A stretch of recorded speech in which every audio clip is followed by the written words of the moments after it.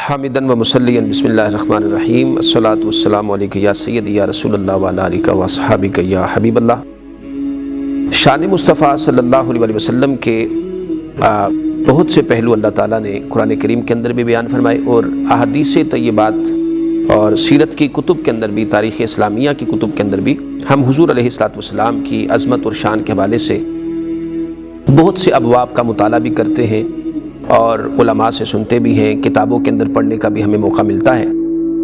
تو شان مصطفیٰ کے جس پہلو پر آج ہم آپ کے سامنے گفتگو کرنے کے لیے جا رہے ہیں وہ ماہ رجب المرجب کے حوالے سے واقعہ معراج ہے۔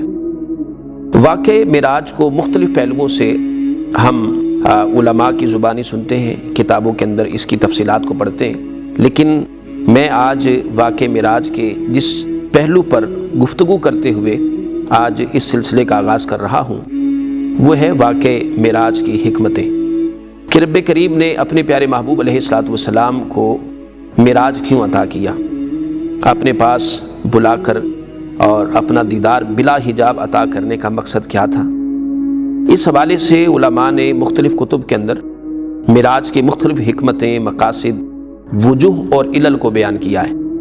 علامہ کاشفی الحربی رحمۃ اللہ علیہ نے معارج النبوہ کے اندر معراج کی 20 حکمتیں بیان کی ہیں، جن میں سے چند حکمتیں سلسلہ وار ہم محدود وقت کے اندر آپ کے سامنے بیان کرنے کی سعادت حاصل کر رہے ہیں۔ پہلی حکمت جس کو علامہ کاشفی الحربی رحمۃ اللہ علیہ نے معارج النبوہ کے اندر بیان کیا، بڑی خوبصورت حکمت ہے۔ آپ فرماتے ہیں کہ اللہ تعالیٰ نے جب اپنے پیارے محبوب علیہ الصلوۃ والسلام کو اس دنیا کے اندر اعلان نبوت کرنے کا حکم عطا فرمایا اور بعثت نبوی جب آقا علیہ السلام مبعوث کیے گئے اور بعثت نبوی کا وقت قریب آیا اور حضور علیہ السلام نے اعلان نبوت کیا، تو ابھی رب کریم کی بارگاہ سے یہ آیت نہیں اتری تھی کہ وَمِنَ اللَّيْلِ فَتَهَجَّدْ بِهِ نَافِلَةً لَكَ عَسَىٰ أَن يَبْعَثَكَ رَبُّكَ مَقَامًا مَحْمُودًا۔ اس آیت کے اترنے سے پہلے اعلان نبوت کرتے ہی بالکل اسلام کا ابتدائی دور تھا۔ حضور علیہ السلام کا معمول مبارک یہ تھا کہ حضور علیہ السلام رات کے لمحوں میں کبھی عبادت بھی کیا کرتے اور کبھی آرام بھی فرما لیا کرتے تھے، یعنی یہ ملا جلا رجحان حضور علیہ السلام کی سیرت طیبہ کے اندر دیکھنے کو ملتا ہے کہ آقا علیہ السلام آرام بھی فرما رہے ہیں اور حضور علیہ السلام عبادت بھی کر رہے ہیں۔ رب کریم نے اسی دوران اپنے پیارے محبوب علیہ السلام کو حکم بھیجا سدرہ کے راہی سید الملائکہ حضرت جبرائیل علیہ السلام کے ذریعہ سے کہ جا کر میرے محبوب سے کہو کہ محبوب راتوں کو میری عبادت کثرت کے ساتھ کیا کرو۔ حضرت جبرائیل علیہ السلام سدرہ سے پرواز لیتے ہیں، ساتوں آسمانوں کے پار سید الملائکہ ابھی پرواز پکڑ ہی رہے ہوتے ہیں کہ زمین پر آقا علیہ السلام رات کی تاریکی کا وقت ہے، رات کے آخری لمحات ہیں، حضور آرام فرمائیں کہ ساتوں آسمانوں کے پار حضرت جبرائیل علیہ السلام کے پروں کے پھڑپھڑانے کی آواز حضور زمین پر سماعت کر لیتے ہیں۔ حضور کے گوش مبارک میں حضرت جبرائیل علیہ السلام کے پروں کے دل نواز آواز جب پڑتی ہے، حضور علیہ السلام بیدار ہو کر بستر پر بیٹھ جاتے ہیں۔ کچھ لمحوں کے بعد جبریل امی حاضر خدمت ہوتے ہیں اور آ کر رب کریم کا پیغام دل نواز حضور علیہ السلام کو عطا فرماتے ہیں۔ حضور علیہ السلام حضرت جبرائیل کا پیغام لے کر رب کے حکم پر آقا علیہ السلام بیدار ہو جاتے ہیں، عبادت کے لیے تیاری پکڑتے ہیں۔ کچھ عبادت کرنے کے بعد حضرت جبرائیل علیہ السلام حضور کا ہاتھ پکڑ کر وادی مکہ میں لے جاتے ہیں۔ اب وادی مکہ میں اللہ تعالیٰ اپنے محبوب کو ایک منظر دکھانا چاہتا ہے۔ حضور فرماتے ہیں کہ جب مجھے وادی مکہ میں لے جایا گیا تو رب کائنات نے مجھے میری امت کے جملہ اعمال، افعال اور احوال کا مشاہدہ کروایا۔ قیامت تک آنے والی امت کو دکھایا گیا ان کے معمولات، ان کے اعمال، ان کے افعال، ان کے احوال کو میں نے مشاہدہ کیا۔ میں نے ان میں اولیاء کو بھی دیکھا، عبادت گزاروں کو بھی دیکھا، نیکوکاروں کو بھی دیکھا، لیکن حضور فرماتے ہیں کہ میں نے بہت بڑی تعداد اپنی امت کے گناہ گاروں کی دیکھی، جو کہ بڑے بڑے سخت کبھی گناہوں کے اندر ملوث ہیں اور اتنی بڑی مقدار میں میری امت گناہوں کے بوجھ تلے دبی ہوئی ہے کہ وہ تعداد حد و شمار سے باہر ہے۔ حضور علیہ السلام نے اپنی امت کے جب ان قبیح اور لا تعداد گناہوں کو دیکھا، حضور علیہ السلام پر غم کی کیفیت طاری ہو جاتی ہے آقا دکھی ہو جاتے ہیں، پریشان ہو جاتے ہیں۔ اب مجروح دل اور زخمی سینہ حضور اپنے گھر تشریف لاتے ہیں اور رب کی بارگاہ میں سجدہ ریز ہو جاتے ہیں، عرض کرتے ہیں کہ مولا تیرا حکم ہے کہ میں تجھ سے اپنی امت کی بخشش کا سوال کروں، تجھ سے اپنی امت کی مغفرت طلب کروں۔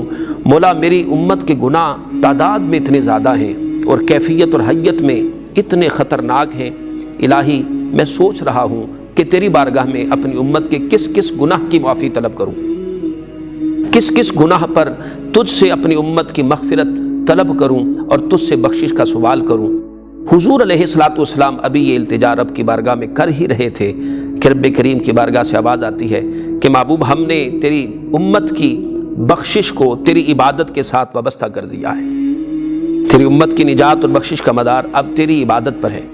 محبوب تم جتنی عبادت کرو گے اتنی تعداد میں ہم تمہاری امت کو بخش دیں گے۔ اگر تم رات کا 1/3 حصہ ہمارے حضور قیام کرو گے ہم 1/3 امت قیامت کے دن بخش دیں گے۔ اگر رات کا نصف حصہ ہماری عبادت میں بسر کرو گے تو ہم نصف امت قیامت کے دن بخش دیں گے، اور اگر ساری رات ہمارے حضور قیام کرو گے ہم تمہاری ساری امت کو بخش دیں گے۔ اللہ اکبر۔ رب کریم کی بارگاہ سے جب یہ مجدہ جاں فضا حضور علیہ الصلوۃ والسلام کو سنایا جاتا ہے تو حضور وہ لجپال نبی ہیں اور امت کے وہ غمخوار نبی ہیں جو ہر وقت امت کی بخشش کے لیے، مغفرت کے لیے اللہ تعالیٰ کی بارگاہ میں گڑ گڑاتے رہتے ہیں اور اپنی امت کی بخشش اور مغفرت کے لیے ہمیشہ پشیمان رہتے تھے۔ جب حضور علیہ الصلوۃ والسلام کو یہ مجدہ جاں فضا ملا تو اب حضور علیہ الصلوۃ والسلام کی کیفیت یہ تھی کہ کیا 1/3 اور کیا نصف اور کیا 2/3۔ حضور علیہ الصلوۃ والسلام نے رات کے ان حصوں کی رعایت نہ کرتے ہوئے آقا علیہ الصلوۃ والسلام نے پوری رات قیام کرنے کا عہد کر لیا۔ آقا علیہ الصلوۃ والسلام نے اپنا بستر لپیٹ دیا، اب ساری رات اللہ کے حضور قیام کرتے کیونکہ مجدہ مل چکا تھا۔ محبوب امت کی بخشش کا تعلق اب تیری عبادت کے ساتھ ہے، جتنی عبادت زیادہ ہوگی امت کو بخشش بھی اتنی مقدار میں عطا کر دی جائے گی۔ اب حضور کا بستر لپیٹ دیا جاتا ہے، اب نہ دن کو چین ہے نہ رات کو آرام۔ حضور ساری رات رب کی بارگاہ میں قیام کر رہے ہیں، آہوزاری کر رہے ہیں۔ اب لمبی راتیں حضور کی 2 رکعتوں میں کٹ جاتی ہیں، حضور اتنا طویل قیام کرتے ہیں کہ پائے مبارک میں برم آ جاتا ہے۔ یہ ہے حضور کی وفا امت کے ساتھ۔ سامعین محتشم، حضور علیہ الصلوۃ والسلام کا پیار اپنی امت کے ساتھ وہ لازوال، بے نظیر و بے مثال محبت ہے کہ حضور ساری زندگی اپنی امت کے ساتھ وفا کرتے رہے، رب کی بارگاہ میں اپنی امت کی بخشش طلب کرتے رہے۔ سوال یہ ہے کہ آج امت کہاں کھڑی ہے؟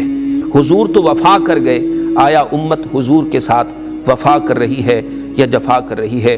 وہ نبی، وہ محبوب جو اپنی راتوں کی نیند اور دنوں کا آرام اپنی امت کی بخشش اور مغفرت طلب کرنے کے لیے قربان کر رہے ہیں، آج بڑے دکھ کے ساتھ کہنا پڑتا ہے وہ امت حضور کے رستے سے کوسوں دور ہو چکی ہے۔ ہم حضور سے وفا کرنے میں قاصر ہیں، ہم نے حضور کی عطا کردہ روایات کو، حضور کی عطا کردہ اخلاقی اقدار کو، حضور نے جو تہذیب ہمیں عطا کی، زندگی گزارنے کا جو طریقہ اور جو سلیقہ عطا کیا، بڑے دکھ کے ساتھ یہ کہنا پڑتا ہے کہ ہم دیکھتے ہیں کہ آج امت اس طریقے اور اس سلیقے کو بھلا چکی۔ آج ہم نے اغیار کو خوش کرنے کے لیے ان کے طریقے اپنا رکھے ہیں۔ طریقہ تعلیم اغیار والا ہے، تہذیب، اقدار، تمدن، ہم زندگی کے ہر شعبے میں حضور علیہ الصلوۃ والسلام کی راہوں کو چھوڑتے ہوئے نظر آ رہے ہیں۔ مانگتے پھرتے ہیں اغیار سے مٹی کے چراغ، اپنے خورشید پہ پھیلا دیے سائے ہم نے۔ اللہ ہمیں توفیق عطا کرے کہ ہم حضور علیہ الصلوۃ والسلام کے طریقے پر چلیں اور حضور کے ساتھ عہد وفا کریں۔ تو میں عرض کر رہا تھا کہ حضور علیہ الصلوۃ والسلام پھر راتوں کا قیام اتنا طویل کر دیتے ہیں کہ پائے مبارک میں بھرم آ جاتے ہیں، اور حضور کا راتوں کا رونا اس قدر بڑھ جاتا ہے کہ رب کریم کے مقرب فرشتے بھی تڑپ اٹھتے ہیں اور رب کی بارگاہ میں عرض کرتے ہیں مولا وہ کون سا دکھ ہے جو تو نے اس فطرت نازک بے گناہ پر رکھا ہے کہ یہ نہ تو راتوں کو سوتا ہے نہ دن کو آرام کرتا ہے، بس ایک ہی فکر میں مبتلا ہے کہ اپنی امت کی بخشش چاہتا ہے۔ اے رب کریم تو نے وہ کون سا دکھ اس نازک فطرت بے گناہ پر رکھا ہے جو اسے بے قرار رکھے ہوئے۔ اللہ اکبر۔ اللہ رب العزت نے اپنے محبوب کی طرف وحی بھیجی، محبوب ہم نے تجھے عبادت کا حکم تو دیا تھا، ہم نے تجھے امت کی بخشش مانگنے کا تو کہا تھا، یہ مقصد نہیں تھا کہ تم رو رو کر خود کو اتنے مدمحل کر دو کہ میرے مقرب فرشتے بھی تڑپ اٹھیں۔ اے محبوب تم راتوں کو قیام کیا کرو مگر تھوڑا۔ اے محبوب ہم نے تمہیں ابھی فقط تصویر کا ایک رخ دکھایا تھا، ابھی امت کے صرف گناہ دکھائے تھے۔ آؤ محبوب معراج پر آ جاؤ، یہ ہے معراج کا مقصد۔ آؤ محبوب معراج پر آ جاؤ، آؤ ملکوت اعلیٰ میں آ جاؤ۔ ہم جو تمہیں امت کے گناہ دکھا چکے، اب معراج پر آؤ، ہمارے قرب میں آؤ۔ امت کے گناہ تو تم دیکھ چکے، اب ہماری رحمتوں کے سمندر دیکھو۔ ہم نے آپ کی امت کے لیے مغفرت کے جو دریا بہا رکھے ہیں، اب ہم تمہیں وہ مغفرت کے دریا دکھانا چاہتے ہیں، وہ رحمتوں کے سمندر دکھانا چاہتے ہیں، اپنے کرم کی انتہا اور وسعتیں دکھانا چاہتے ہیں۔ آؤ دیکھو، مشاہدہ کرو۔ معراج کی رات پھر خود اندازہ کر لینا کہ آپ کی امت کے گناہ زیادہ ہیں یا میری رحمت کے دریا زیادہ ہیں۔ سامعین محتشم، یہ وہ پہلا مقصد ہے، یہ وہ پہلی حکمت ہے معراج کی کہ رب کریم نے اپنے محبوب کو دلاسا دینے کے لیے، کہ جو ساری رات اپنی امت کے غم میں رویا کرتے تھے، رب کریم نے دلاسا دینے کے لیے اپنے محبوب کو معراج کی رات اپنے پاس بلا کر اپنی رحمتوں کے دریا دکھا کر اپنے محبوب کے دل کو تسلی دی کہ محبوب میری رحمت میرے غضب پر غالب ہے۔ ہم تمہاری امت کو ضرور آپ کی دعاؤں کا نتیجہ بخشش بھی عطا کریں گے، نجات بھی عطا کریں گے۔ علامہ کاشفی الحربی رحمۃ اللہ علیہ کی بیان کردہ 20 حکمتوں میں سے یہ وہ پہلی حکمت ہے جو کہ آپ نے اپنی کتاب معارج النبوہ کے اندر بیان کی ہے۔ اس پہلی حکمت کو ہم نے آپ کے سامنے بیان کی ہے۔ انشاءاللہ سلسلہ وار ہم ان حکمتوں کا ذکر آپ کے سامنے اختصار کے ساتھ کرتے رہیں گے۔ اللہ پاک سے دعا ہے کہ رب کریم ہمیں حضور علیہ الصلوۃ والسلام کے ساتھ وفا کرنے کی توفیق عطا فرمائے۔ وما علیہ الا البلاغ المبین۔